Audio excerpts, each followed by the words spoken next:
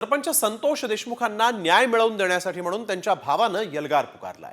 धनंजय देशमुखांनी थेट पाण्याच्या टाकीवर चढत आज आंदोलन केलं। मराठा आरक्षणाचे आंदोलनकर्ते मनोज जरांगे पाटील सुद्धा यावेळेस घटनास्थळी पोहोचले। धनंजय देशमुखांनी खाली यावं अशी विनंती मनोज जरांगेंनी केलेली आहे।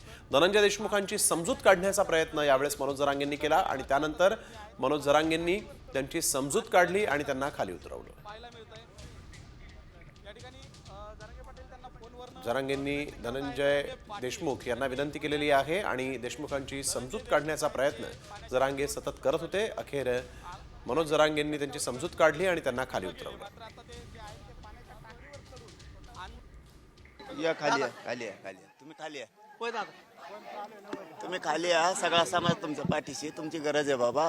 भयाला न्याय द्यायचा संतोष भाईल, खाली या तुम्ही खाली या प्लीज, माझी विनंती। मी यांचा जीणं मुश्किल करेल। तुमच्या कुटुंबाला काय झालं तुम्ही काळजी नका करू, माझा समाज लहान नाही, जीणं मुश्किल करेन राज्यात यांचं। खाली या, माझी विनंती। आत्महत्या नाही करायची, या खाली या, खाली या।